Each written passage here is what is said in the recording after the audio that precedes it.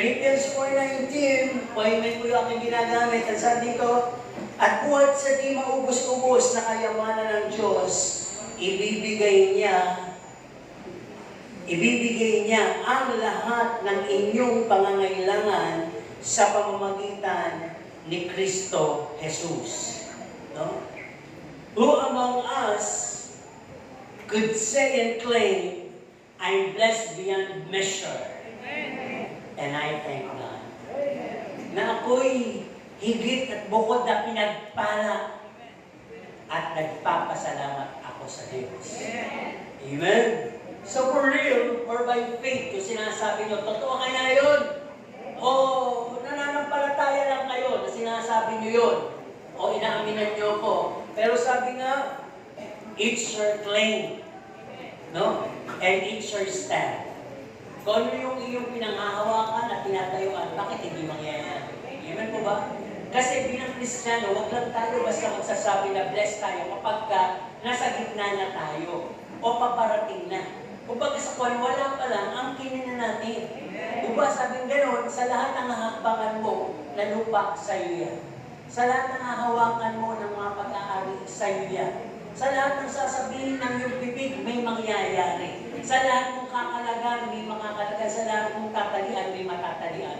Sapagkat whatever we do here on earth ay ginagawa din sa kalangitan.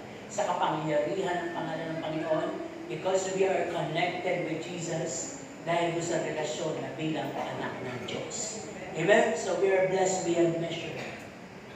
Speaking of blessings, how would we know that it's from God's hand?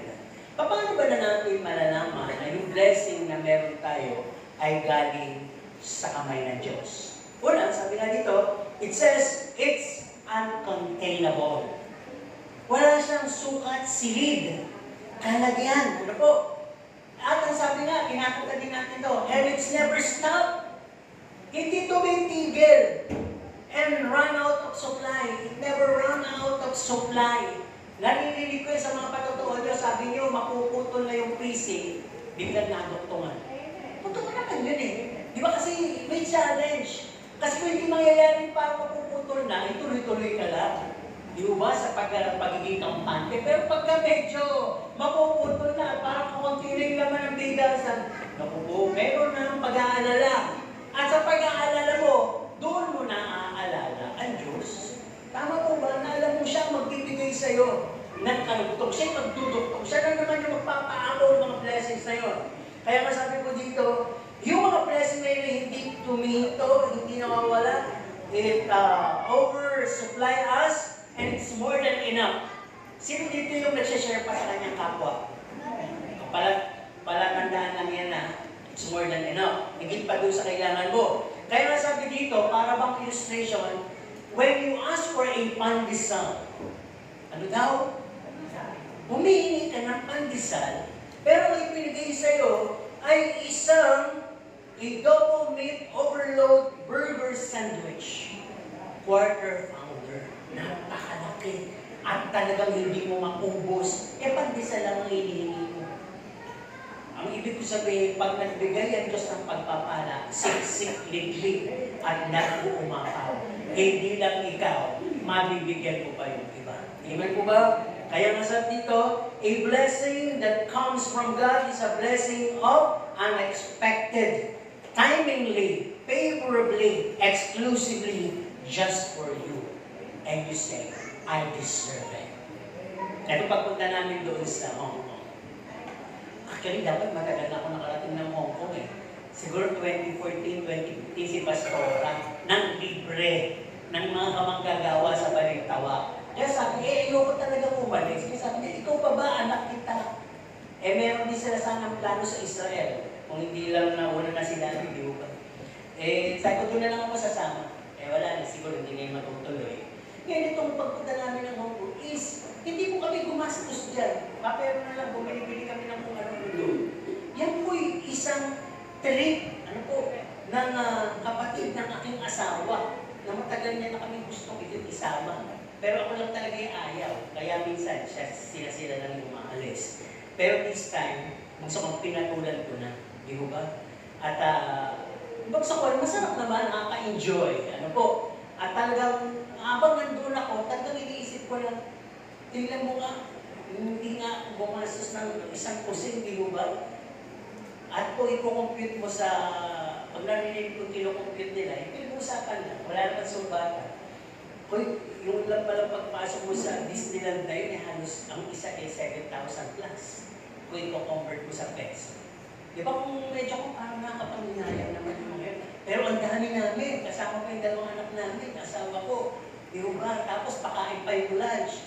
Tapos kung gusto na lang namin kumain ang gusto namin, eh mga dulyar kasi dun eh. 10 piso, di ba? Kaya murang-mura ka. Pero pag kinumpit mo sa yung tubig, $10, $15, Hong Kong, pag kinumpit mo, ang mamahal pala pag sa peso na. Di ba? So, yun yung sinasabi ko lang to, parang favor lang ng Diyos. Ito yung blessing galing sa Diyos. Na hindi mo hiningi, tapos sa mundo, relasyon ng aking asawa, bakit kaya mong ibigay yun? Di ba? Darami ka rin naman. Actually, hindi na kami, iba pa namin kamag-anak sa side ng asawa ko. Sinama din, di ba? Kaya kung baga sa buwan, napaka-blessed talaga. Ano po? Pag galing sa Diyos, walang naaalalahanin. Walang stress, walang regrets. Ano niya regrets? Yung laki ng nagastos ko. Walang gano'n. Okay, galing tayo. Ano ba? At sabi, it comes along, pag sa Diyos with gladness, appreciation. Magkakaroon ka ng gana, tanggap na tanggap mo, that gives you comfort, nagbibigay aliw and delight. Alam mo yung delight? Hindi ka lang basta kumain ng ice cream. Nasisiyahan kang kumain ng ice cream. Hindi ka lang basta pumunta doon, na nag-DIY ka. Kasi kung pumunta doon, pwede mangmura DIY eh. Hindi ka ililid ng tourist guide. Bala kung saan kang gusto pumunta, kaya pag walang tourist guide, hindi ka makakapasok sa Disneyland, sa gate ka lang. Pero pwede na rin, may pangalan namang Disneyland. Di ba? Kaya sabi dito, pagka ikaw ay nagbe-bless ng Panginoon, on the making, anong sabi nga dito, you would be feeling so grateful, at peace ka, without any trouble, regrets, anxiety, stress, and losses. Hindi ka napagod, hindi ka namimik, hindi ka nanghinayang, tuwang-tuwa ka lang. Panatag ka lang. Okay. Ngayon masasabi mo, 100% galing sa Diyos ang biyaya. Amen? Doon ko nasabi habang papauwi na kami dito, sabi ko, galing sa Diyos ang biyaya. Matagal na ako gusto. Biyayaan ng Diyos, ako lang yung masulit. Ako lang yung maakit, ako lang yung ayaw. Pero pag in-appreciate mo pala, masarap. Amen? Ngayon, pag-usapan naman natin, and how about blessing coming from unknown? Hindi mo alam kung saan ang galing, pero may blessing. Saan yung source? Maring luck. Swerte kaya? O kaya naman ay galing sa kaaway, hindi mo lang napagtanto. Nagbless din po ang kaaway, tandaan niyo po. Kasi nga nandadaya siya. Amen? Kaya sabi dito, it comes from a known source. Maaring swerte at dumating ng mabilis. At maaring galing mismo sa kaaway. Paano ko malalaman na ito'y galing sa kaaway? Ang feel mo ganito super excited ka.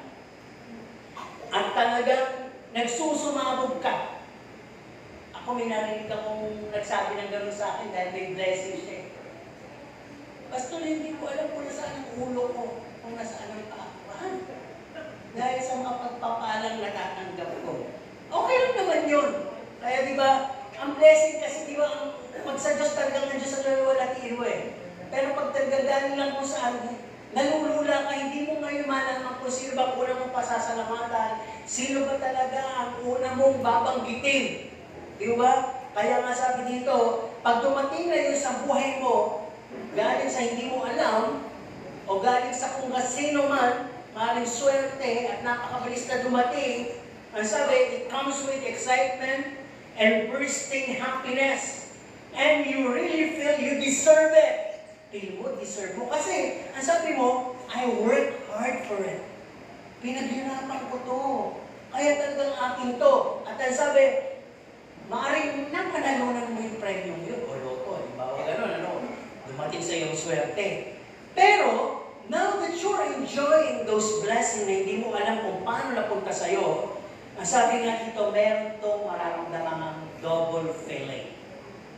meron kang kakaibang nararamdaman, something that is not right. Para bang hanggang ngayon tinatanong mo na, talaga bang deserve ko? Pero hindi, pinaghirapan ko to eh. No? Wala ba talagang pagkakamali sa mga blessings na to na nasa sa akin ngayon, na kinuha ko, inakuhen ko kaya? Di ba? Kaya dadating din yan yung tinatawag na thought of regrets. Para bang hindi mo may-give up, pero may konting pagsisisi. At hindi mo talaga mapaniwalaan, you are hardly believing upon yourself na sa'yo na ngayon. Akin na ba talaga to? Itong video na to, akin na ba talaga to? Parang hindi mo kasi makonfirm eh. Until, eto na, malalaman mo pag galing sa kawayan. You would feel or felt unsatisfied. Andun ka na, hindi ka pa rin kontento. Ano ba? Nasa iyo na, pero merong attitude transformation. Imbis na bumait ka, imbis na magpakumbaba ka at magkamapagpasalamat, ano nangyayari? Nagiging kang selfish. Ano ba? Nagiging kang unruly. Nagiging kang masungit. Nagiging kang mayabang. No? A change in attitude. At mapifeel mo wala kang peace. Hindi ka makatulog. No? And you are becoming arrogant. Alam niyo yung arrogante? Yung parang alam mo nang kulang sila, mababa sila, wala sila, ay lalo mo pang pinakikitaan. Lalo mo pinariringgan, lalo mo pang tinitingnan mula ulo hanggang paa, lalo mo pa silang sinisinag pinararamdaman kung gano'n ka naka-bless. Yun, yung mga blessing na yung galing sa kaaway. Kaya sabi dito, pag ang blessing ay galing sa kaaway, ito na ang maaasahan mo. It will be full of stress. Kaya stressful, regretful, may pagsisisiban na muli, it's broken, at talagang maraming masisira sa relasyon, sa plano, full of issues, maraming issues, losses, stolen, and it will all turn to ashes. Hanggang naging abo siya. Pwedeng ganito yan, ha? Bawa kapag maaral ka, blessed ka, pero hindi ka talaga nagtatapat sa Panginoon. Isang araw makikita mo yung pinaplano mo sa anak mo, nag-iba na wala. Hindi naging maganda ang pamilya. Hindi naging maganda ang kinalabasan. Yung plano mong maganda, nagkasira-sira. Alam mo ba, na-realize mo yun eh, na yung blessing na yun ay hindi talaga galing sa Diyos. Okay? So it is confirmed. It's from Satan, darkness, or it's from the faith. No? Ngayon, sabi nga dito, in this world, we never stop dreaming. Sino yung nananaginip o nangangarap? O sino yung pangarap? Amen. Kasi kung wala kang pangarap, di ba? Hindi ka natutulog. Okay? Ang sabi niya dito, iba naman may pangarap ka, pero minsan hinahabol mo rin yung pangarap ng iba. Ang gaya-gaya ka. Wala naman sa pangarap mo yun, pero yun ang pangarap niya, parang gusto mo rin. Yun din yung pangarap mo. Alam mo, di ba parang usapang bata yan? Paglaki ko, gusto ko, ganyan. Kasi nung malilit kami, kapag lumalakap sa mga subdivision, kami magkakapatid, bahay ko yan. Bahay ko yan. Kinabukasan, una-unahan na eh. Bahay ko yan. Hindi akin yan. O sige, sa'yo yan na yung bukas akin. Unahan na. Di ba? Nakakatawa pag nahiisip pa, di ba? Nakasay ka na sa kotse, pag yung mga kotse ko yan, kotse ko to. Hindi, sa'yo yung blue, hindi. Nag-aaway pa kayo. Kasi nga, kahit bata ka, may pangarap ka. Di ba? At habang nangangarap ka, at nakita mo yung kapatid mo na bata rin na may pangarap na mas maganda. Oy, ganda nito, mas maganda ang laki ng garayo. Ay, gusto ko din yan. Pwede bukas akin naman yan. Kaya pag dumaan, naranasan ko tayo, tulog siya. Akin yan. Wala naman akong kausap, kami na magkakapatid. So, ibig sabihin, mula bata hanggang lumaki ka, pwede hindi naisip at kilos bata at salitang bata, pero yung pinapangarap, o yung nakita mo pinapatayo at nabibili ng kakilala mo o ng kapatid mo o ng kahit sino, gusto mo rin meron ka. Tama po ba? So we never stop dreaming. No? Ang sabi dito, dalawa lang naman yun. It's either you appreciate others' wealth and dreams or you envy them. Kaya nga nauso yung salitang sana all. Sana all meron yan. Ano po? Pero iba pretend to be fine. At hindi makakita talaga ng paraan paano magtatayo ng ganyang bahay? Pera, tumama na lang ako sa loob. Di ba? Paano kayo makakabili ng ganyang sasakyan? Paano kayo makakabili Sa lugar na yun, you cannot find a way to reach your dream. Kaya nauso naman yung salita, okay na to. Di ba na-apply ngayon yan? Kahit saan pumunta sa mga social media, sinasabi yung salita, okay na to. Di ba? Pero talaga bang okay na to? Di ba? Kaya, dalawa lang naman yan. Either talagang totoong okay na to, okay na yun, okay na siya, okay na ako, o sa likod doon, marami kang komento at gulo. Di ba? Okay na ako, di ako siya yumaman, tapos gulo ka naman. Kaya lang naman yung maman niya, magdaraya yan eh. Kaya lang naman yung maman niya eh, yung asawa niya eh, mga doctor ng bangko eh. Marami ka ng chismis, marami ka ng panukala. Pero, let's just stop. Kung sinasabi mo, okay na to. Magkwento ko, hindi tungkol sa Hong Kong na pinuntahan namin. Actually, sabi ko dito sa akin, gusto sabihin, habang kami nasa Hong Kong, na nakita ko na, ito pala ang tao, yung ginagawa sa Pilipinas, ginagawa din dito. Kung ano yung costumbre sa Pilipinas, ganun din dito. May pagkakaiba lang sa kulay, sa buhok, sa estilo, sa salita, kultura, pagkain. Pero isa lang ang napananaw to, lahat tao. At lahat ng tao ay may Hong Kong side. Ano po? May Hong Kong side. Ano ibig sabihin? Binigyan ako ng Panginoon ng mensahe tungkol sa letra ng mga Hong Kong. Ilang letra yung Hong Kong? Sige nga. 8. Kaya pala tayo may Hong Kong ay ating po pag-uusap-usapan ngayong umaga yan. Ano po? Actually, ba't tayo magpasabi nga dito, may talong. No? Ang sabi dito, Hong Kong is a very beautiful spot for tourists. No? Destination. It's one of. Hindi naman siya yung pinaka. Isa lang siya. Kaya mas marami pupunta din doon. At ang sabi ang talong, who wants to go to Hong Kong? Pag sumasagot kayo, mangyayari yun. Sabi mo nga, pastor, nasa Hong Kong na kayo eh. Totoo naman.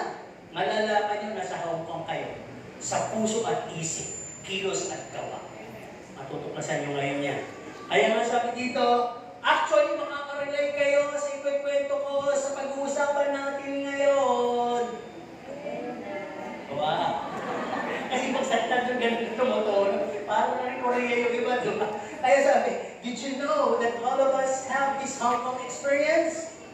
Di na natin kailangan lumayo pa. Nasa Hong Kong ka, base sa mga nararanasan mo na. So, isa-isahin natin yung letra o spelling ng Hong Kong. No? Una, sabi nga dito, let's talk about Hong Kong. Yung H. No? Ang sabi, meron tayo hinahanap. No? Hinahanap. No? Hinahanap mo pala dapat yun. Yung magandang buhay, magandang bukas, naghahanap ka ng pagmamahal, kalinga, atensyon, naghahanap ka ng trabaho, di ka makontento, gusto mo na maganda at malaking sweldo, naghahanap ka ng partner, asawa, kaibigan, karamay, katismisan. Nahanap mo yan. Naghahanap ka ng pahinga, naghahanap ka ng kapayapaan, naghahanap ka ng saya, naghahanap ka ng kasaganaan, naghahanap ka ng katahimikan, ng solusyon, naghahanap ka ng kagalingan sa sakit mo, naghahanap ka ng solusyon sa problema mo, in all, naghahanap ka ng kapahingahan. Pero sabi dito, nakita mo ba? Hindi. Di ba? Pero hindi mo makita kung masulungan. Tuloy tayo sa Hong Kong. Kaya ano nangyari? Kaya ikaw ay, nakuobliga. Obligado ka ngayon magsikap, magpawis, magbanat ng buto, magpuyat, magpakain, sumuporta, magabot ng pera, magpaaral, buhayin ang pamilya mo, maghanap ng mas magandang trabaho, malaking sweldo, ibang bansa, kahit na malungkot, mag-isa ka lang doon, naobliga ka kumapit sa patalim kahit iligan. Naobliga kang ibigay ang demand ng mga umaasa sa iyo at naobliga kang isakripisyo ang sarili mong kaligayahan. Diba? Malapit na tayo. Marating yung ibang destinasyon ng Hong Kong sa buhay natin. And, nagkukumahog ka ngayon at nagmamatuli. Di ba parang sinasabi ni Paul, talaga inaharol mo yung oras. Kaya yung ginagawa mo, kahit mapabayaan mo ng kalusugan mo, overtime ka ng overtime, hindi ka na kumakain, hindi ka na tutulog, ano po. At ang sabi dito, sa kakalipat ng trabaho, hindi ka na makontento, hanap ka ng hanap. Sabi mo ba, toxic na kasi mga trabaho ko. Ang sabi mo ba, yung boss ko kasi ako pinag-iinitan. Ang sabi mo pa, hindi maganda, mainit sa opisina. Kahit saan kayo nila, meron kang sinasabi. Di ba? Ano ba? Pinapasok mo mga bagay na di mo lubos na uunawaan. Kung nakikidaya ka, narinig mo lang yung gano'n. Kasi mapasok ko yun. At may sasantabi mo na ang pamilya mo. Wala nang banding. Wala nang pagkain na magkakaharap kayo. At pag-uwi ka, galit ka pa. Kasi nga nagpukumahog ka eh. Teka muna, alam kayo yung nila. Kaya kasi nasa akong business, saka na kayo mag-usap. Di mo ba? Asawa ko may sasabihin ako, saka na, gusto mo pera, tatabalan na lang kita ng pera. Kasi nagpukumahog ka. No? Gusto mong yumaman ka agad. At nakakapag-desisyon ka kahit magulo ang isip mo. No? At ikaw ay natataranta. Kaya naman, ginagawa mo at ginugugol mo ang pagiging bayani. Nagpapakabayani ka. Nagpapakalipin ka na tulad ng isang kalabaw, nag-overtime ka. Di ba? At yung umaga ginagawa mong gabi and vice versa. At yung umaga ginagawa mong gabi, yung gabi ginagawa mong umaga. Parang hindi na normal, di ba? Nagiging miserable ka na. Minsan pumapasok ka, may amoy ka na. Di ba?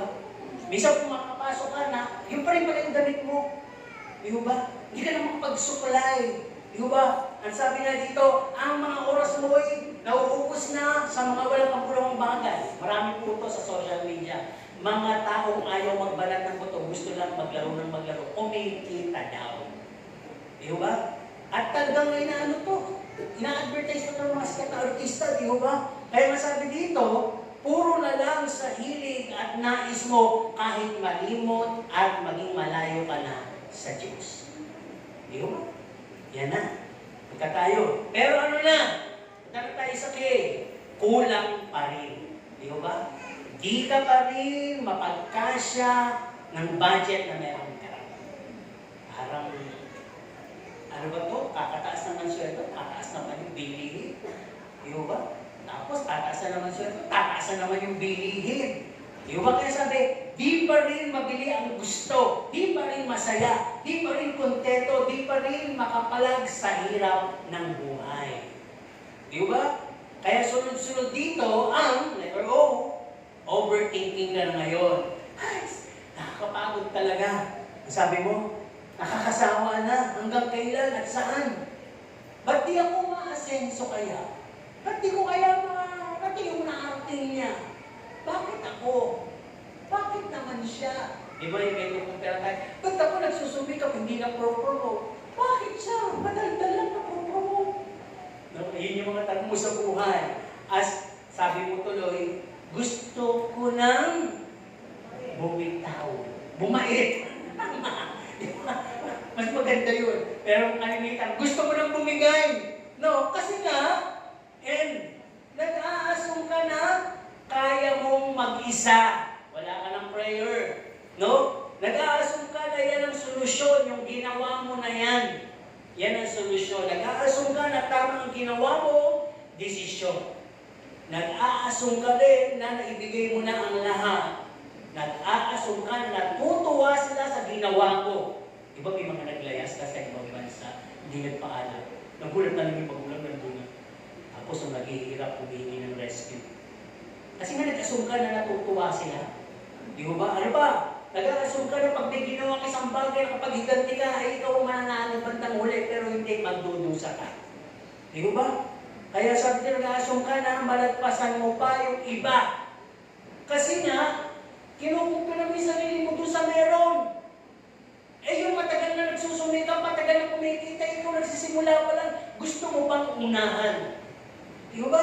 Kaya sabi na nag-assume ka na yayaman ka at sasagana ka. Tandaan niyo po bilang Kristiyano, hindi naman masamang mag-assume. Pero huwag naman po yung hindi related at in line doon sa mga salita ng Diyos. Kasi ang Diyos na nasabi, makontento ka. Di ba? sa kung anong meron ka. Huwag mong asamin ang mga bagay na sa libutan, kundi ang mga bagay ng kalangitan. Di ba kaya ba't ikinukong ka naman yung sarili mo doon? Ang lino naman na salita ng Panginoon, mga paalala niya, hindi ka na mamamayan ng sanlibutan, kundi mamamayan ka ng langit. Ay, inaasikaso niyo na po ba yung citizenship niyo sa langit? Pumunta kami doon, ang dami palang pasikot-sikot. Ako na, kung alam ko na, sabi ko, ito lang yung regrets ko. Ang daming pila. Ipinagpas immigration, tapos meron pang ang daming may interview, tapos maya-maya, kukulang ka ng litrato. Di ba natapos doon? Ang daming hihintong istasyon bago ka makarating at makaupo. At makasakay ng aeroplano, makasakay ng train, makasakay ng kung ano. Ang dami. Di ba hindi makadala ka pa? Di ba? Kaya, tingnan natin. Yan ang pangyayari. Kaya ngayon, yung G, kumbaga sa kwan, at the last point, nagoyo ka. Nagoyo ka, nagulumihanan ka, at nanggigigil ka ngayon. Ang sabi mo, wala kayong hinahinagnan ng aking ginawa. No, ang sabi mo, nanghihina, tumatanda na ako, pero ito pa rin ako, wala akong naabot. No? Nalipasan ka na ng panahon at sumusuko ka na. Di ba? Kaya dyan sa ating Hong Kong experience na yan, lahat tayo meron yan. Hindi natin matitinay. Lalo na yung number 1, yung hanap tayo ng hanap. Di ba? Kaya sabi yan, ang buhay ng ilan sa atin, nagiging tayo turista. Di ba sa sanglibutan ito, kargado natin ang mga bagahe ng kalungkutan, kapaguran, pag-aalala, pag-aalinlangan, kamanglawan, lahat na po yan. Pero sabi ng ganyan, yung mga karanasang yan, lalong-lalo, di ba, puso-puso yung nag-TNT pa. Abay, pag nag-TNT kayo sa pinag-uusapan natin, imbis na isa-rescue na kayo nandiyo sa TV sa Pilipinas, nag-TNT pa kayo, tago kayo ng tago. Ayaw mo pa alam na may problema ka. Ayaw mo pa alam na kailangan mo ng tulong, ng payo. Ayaw mo pa alam na ikaw ay papalubog na, papalamig na sa pananampalataya mo. Yun ang tawag na nag-TNT ka. Kaya ano sabi, uwi na lang tayo sa Pinas. Pwede? Kung nasa Hong Kong tayo, at ba sa ganang sitwasyon, at sasabihin ko, uwi na lang tayo sa Pinas, papayag ba kayo? Talagang gusto mag-TNT, ano po? Papayag ba kayo? Sige, gusto nyo, balik tayo sa Pinas. Ayan. Balik tayo sa Pinas! Kung yun ang nangyayari sa buhay mo sa Hong Kong, balik tayo sa Pinas. Ang ibig sabihin, una balik tayo sa Panginoon. Di ba? Magpakumbaba tayo, magsisi tayo, pumili ka at bibigyan ka, kumatok ka, pagbubuksan ka, umanap ka at makasusumpong ka, sapagkat siya lang ang kapanatagan at siya lang ang papasan at papatnubay sa lahat ng kabigatan mo at aakayin ka sa tamang landasin. Hindi yung kung sino-sino dyan na kinayat ka kaya tuloy nagka-problema ka. Di ba? Ano ba? Yung I, hintayin dapat siya, kaya lang, inalis ko na yung H. Ang pahaba pa yun. Kaya hintayin natin. Ang tamang panahon ay pagkakaloob sa atin. Huwag magmadali. May tamang oras dyan. Di ba? Katulad ko. Hindi naman ako eager. Pero dumating yung tamang oras. Lagi nang pinagbibiro kayo sa aking magulang. Sabi nila kasi nung nakakarating na sila sa Amerika kay Morris Cerullo seminar, buntis si Mami kay Cielo. Hindi sila tumuloy dahil ako nahirapan sa sitwasyon. Eh di, hinayang yung iba kasi aalis na lang. Pero pag talaga pa lang, dinistingan pa rin doon, makakarating ka.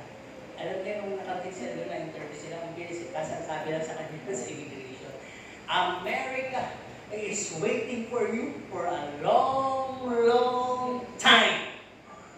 Kami sabihin yung salitang nila, America is waiting for you for a long, long time. Kaya matagal ka nang hinihintay na Amerika. Ibig sabihin mo, papel lalo eh. Bakit? Kailan lang nakarating, di ba? Yung anak niya na yung ginamit, yung kapatid namin. Kaya ayun, hindi pa rin masaya doon, umuwi na lang sila. At dito na lang sila. Ano po?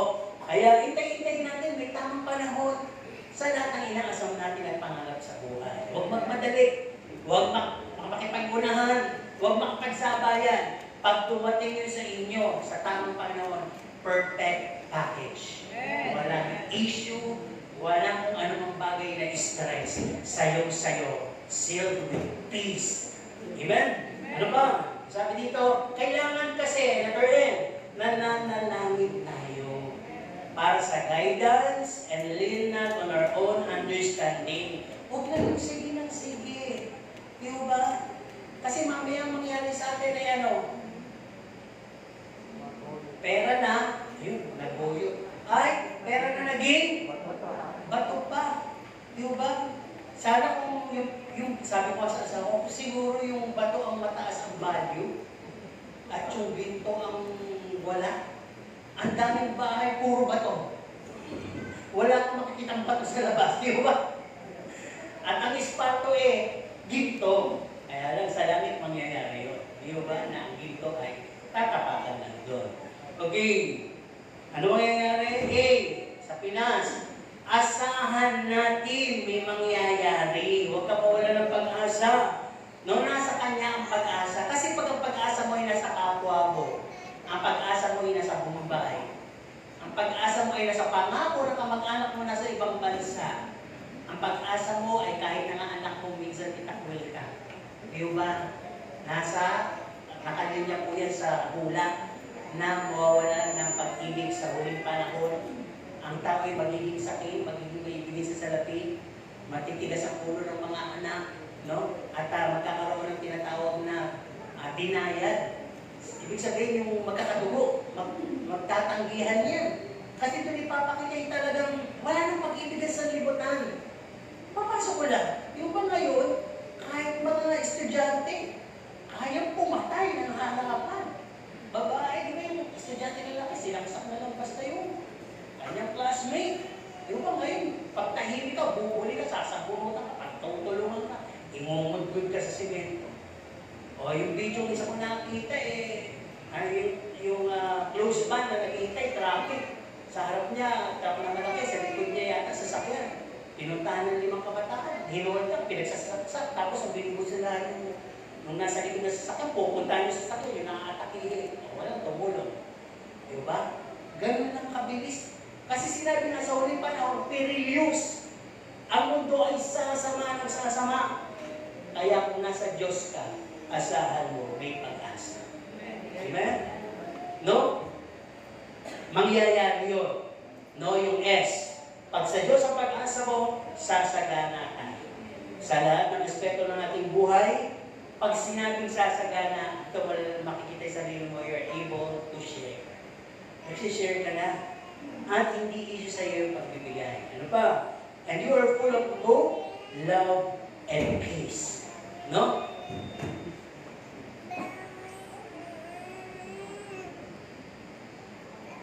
Okay. Saan yung gusto? Sa Hong Kong o sa Pinas?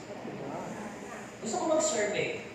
Kasi babalik kami sa Hong Kong Sasama ako kung gusto ko sumaka sa Hong Kong. By God's grace, na pag-uusapan natin, yung Hong Kong after na. Kanina pinag-uusapan natin, Hong Kong. Now ba yun yung nilagay ko? Now. Now. Sino nasama dito? Mabilang lang. Wala. Natakot na kagad sa mga sinabi ko tungkol sa Hong Kong. Na-trauma. Dito, ayos, buti na lang. Kaya ng budget yan, isa pa lang. Magsisisi kayo, si Father na pinakang gusto sumama pabalik sa Hong Kong. Dito, ayaw na yung relasyon yung hanggap ng hanap. Dito, sarado na natin. Loves, paano wala masyado? Gastos. Actually, hindi literal yun. Balik tayo sa Hong Kong, pwede? Balik tayo. O sige, balik tayo sa Hong Kong. Ayan. Yung Hong Kong ngayon, na pinang-aayaya ko, ay sabi, pwede naman tayo bumalik sa Hong Kong. No, yung buhay natin. Ano ibig sabihin? Halika. At umpisahan mo sa pag-aayos ng iyong relasyon sa Diyos at sa kapwa. No, halika. May invitation dyan. Halika na. Sige na. Simulan mo na. Ayusin mo yung relasyon mo kasi sa Diyos. Sinasabi ko ba yan sa kapwa yun? O sa sarili? Yung dapat na. Kasi ang ginagawa mo sa kapwa mo, ginagawa ko sa Diyos. Kaya hindi pwedeng Diyos na gusto ko. Galit ka sa iyong kapwa. Wala yung hindi magiging legit ang lahat ng blessing mo. Kung gusto mo maging legit ang blessing mo, before saying, I love you, Jesus, love your enemy, the ghost. Love your neighbor, and love yourself last. Amen? Pangalawa, kumpaling tayo. Obedient lang tayo sa palatuntunan at utos ng Diyos. Simple lang yung pupunta ko dito. Not our will, but His will. Hindi yung kalooban natin, ha? Kalooban niya. Okay? At ang sabi din dito, kinakailangan nagdarasal palagi anumang nais, tahakin, pasukin sa buhay, para naman tayo ay magabayan. Prayer first, confirmation first. Hindi yung sa huli nangyari confirmation. Ayun na yung sinasabi mo. Diba? Kundi sa umpisa pa lang, ay nagkasal ka na. Tandaan po natin ang pananalangin, lalo na kung hihingi tayo ng protection, ay hindi lang natin ito hingin kapag narinig na natin ang news na darating na yung big one, na darating na yung bagyo, na may dadating na sasalakay. Wala mang dumating, may weapon na tayo at yun yung prayer. Amen? Yun yung prayer. Let us always be ready. Okay, nasabi dito, no? Sa anumang naistahin at pasukin sa buhay, kailangan nagdadasal ng G. Guminhawa tayo sa buhay na meron tayo ngayon. Sa buhay na gusto i-disenyo sa atin ng Panginoon. Di ba kaya ito sinabi? Tayo mga magulang, nangangarap tayo dati. Nung nagkakapamilya tayo, ang pangarap natin, hindi na sa ating sarili, kundi sa kanino? Sa ating anak. Kaya tayo susumikap. Gabay, kung magulang ka, pinapagawa, binibili ng bahay mo na. Kasi nga, ganun yung gusto nila. So, ang Diyos may pangarap sa atin, dinidisente niya yun. Gusto niyo po ba na mangyari yung dinisign ng Panginoon na blessing sa buhay niyo? Ayun yung pinag-uusapan natin. Kaya, para guminawa ang buhay mo, doon tayo sa cave. Kalimutan mo na ang nakaraan. Kalimutan mo yung lumang pagkatao mo. Iwanan mo yung tinatawag na mga bagay na hindi maganda, itakwil mo. Yung mga kasamaan, yung mga napagiging negatibo, yung lahat ng mga bagay na hindi naangkop at naayon sa karakter ni Kristo. Ialis mo lahat sa buhay mo. Kalimutan mo yun. At pumasok ka doon sa pagiging isang bagong nilalang. Ano po? Kaya pagka nangyari yun, masasabi mo ngayon na ikaw ay okay na ako. Di na ako magiging pasaway, di na ako maarte, di na ako mayabang, di na ako mapagmalaki, at di na ako matitisuri. At higit sa lahat, manumaling ko sasabihin, hindi na ako antukin. Tama po ba? Okay na ako na nakikinig na salita ng Diyos. Kasi, simple lang yung salita ng okay na ito, kung titignan po kayo, mukhang okay na. Pero kung babasahin ko kayo, may tulog na dilan. May nakatingin na naglalakbay. At may nakatingin na wala namang nare-register. Amen po ba? At may nakatingin na nag-aasam na matapos na. Ay baka mangyari matapos ang mundo. Di ba? Okay. Kaya sabi dito, letter N, mangyayaring lahat yan kung ikaw ay nananatiling tapat sa Diyos, sa kapwa, sa ikalulugod niya. Alam mo ba yung word na tapat? Yung tapat ka. Halimbawa, yung partner mo kumakaliwa. Ang gagawin mo ay kakanan. Kakaliwa din. Ba't kakaliwa din, susundan ko siya Hindi ganun. Manatili kang tapat. Parang Diyos yan Tayo, di ba? Hindi naman tayo nananatiling tapat. Minsan na, ibabargain natin, huwag naman magagalit. Ibabargain natin yung mga bagay tungkol sa Diyos. Amen po ba? Minsan, kasabihin pa natin, Lord, minsan lang. Alam mo, pinakinggan ko. Hindi, dalangin mo lang yun. Pero lahat ng sa Diyos, puro pagsamba at pagluwalhati. Hindi siya nakikinig ng dalangin ng mga dalangin na excuses, lalo na kung puro sa Kanya. How would you feel na birthday mo o araw mo at ang sabi sa'yo, next time na lang yung regalo?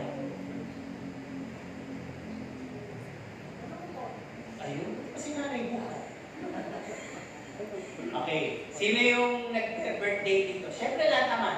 Sino yung nag-birthday na nakatanggap ng maraming regalo? Ay, yung iba? Wala. Ay, at least hindi, mali siguro yung tanong mo. Yung nakatanggap ng regalo. At least alim na. Kasi nga mahirap ng mundo eh, di ba? Di ba mas malimit na sinasabing next time. Yung pag ganun kahit na sabihin mo lang na kung mayaman at alam mo may kakayanan, anong nararamdaman mo? Hindi mo lang ako nang alala. Pero alam mo ba yung ginaki lang kayo? Niyakap lang kayo. Isang malaking bagay na yun. Kesa naman sa isang napakagandang regalo na may pagpapaibabulan ka lang. Kasi minsan yung regalo may parating yan. Nang makita mo, mas mayaman ako sa'yo. Nang makita ko na super blessed ako. O dahil hindi kita gusto, pinagpilihan ko lang yan sa mga tanggap ko sa'yo na. Diba? Yung gift natin minsan may personality eh. Nadala. Diba? Kaya pag titignan po natin, walang pinakamainang kundi ibigay mo yung sarili mo. Kaya yung gift ni Jesus eh. Bibigay niya yung kanyang sarili, andun na yung buhay, kapayapaan, kaganapan. Andun na lahat yung kagalingan. Diba? Kaya pag nagbigay tayo bilang Kristiyano, bigay natin yung ating sarili. Ang ibig sabihin, number one dyan yung tenga natin. Matuto tayo makinig. Puso natin, matuto tayo makiramdam. Tingnan po ba? At magsimula na tayo maging matalino. Alam po ba niyo, sabi mo matalino? Sige, sa simpleng bagay. Kung sakaling umaapoy na, ano gagawin mo? Matalino ko eh. Umaapoy na yung paligid, ano gagawin mo? Magbabantay? Aagapan yung iba, yung iba nagre-response, yung iba nag-aakyan silang masulong. Hindi sila kumitibo eh. Di ba? Sige, tanongin natin. Anong gagawin nyo kung sakaling nandiyan na yung sulog? Lumalaki na. Papatayin. Papatayin. Sa pamagitan na? Tubig. Tubig. Ano pa? Pagtapos patayin. Tatakbo. Patayin eh. Ha? Hindi, patayin na lang po yan po eh. Di ba patayin na yan po eh? Kasi yung pwede sabihin mo dyan eh. Andiyan na yan po eh. Pwede sabihin mo dyan. Tatakbo muna. Diba, hindi naman ako bumbero, bakit ako magtitiis dyan? Pero sabi nga, kasi kalimitan gano'n eh. Pero nakikita natin, di ba, sa sunog may nagbabayanihan. Kahit na ang sunog ay nasa isang kanto pa, ang mga naghahagis ng tubig nandito lang. Di ba? Aabot ba? Kaya yung mga tinatawag na hose ng bumbero, ang lakas ng pressure nun eh. Kung sakaling hindi makarating yung sasakyan doon, yung pressure ng tubig ng bumbero kayang abutin kahit yung pinakamataas, pinakamalayo. Pero pinapakita pa rin ng tao yung bayanihan. Alam niyo, yung baldi-baldi ng tubig, di ba? Na ibinibigay doon. So sabi nga, matapos ang lahat ng ito at nananatili tayo tapat. Kinakanta natin ito. Gagawa ang Diyos ng daan sa buhay. Amen po ba? You'll never live your life the old same person. The old same routine. Na minsan masaya, minsan malungkot, minsan wala, minsan sagana, minsan galit, minsan maluwag, minsan masungit, minsan lukarit. Di ba? Hindi tama makita sa Kristiyano yun. Ang Kristiyano is standing firm. Kaya hindi halata wala pala siyang pera, no? Hindi halata may sakit pala siya. Hindi halata, pinag-uusip pala siya sa pamilya, no? Wala. Ang nakikita kasi sa totoong Kristiyano, may patotoo siya. Di ba? Kaya, spiritually, kung nakabalik na tayo ngayon sa Hong Kong, makakauwi kayo may pasalubong. Mapapakita nyo ngayon sa pamilya nyo na meron na kayong pasalubong na patotoo. May pasalubong na kayong pagbabagong buhay. At lahat na sasabihin ko, pangangayag nyo, maniniwala na sila sa inyo. Amen po ba? Kaya ganoon, that's Hong Kong, now and after. Di ba? Di ba? Meron pa nga, sino gusto lang pumunta sa Japan? Gawin niyo yan. Pwede sa gabi.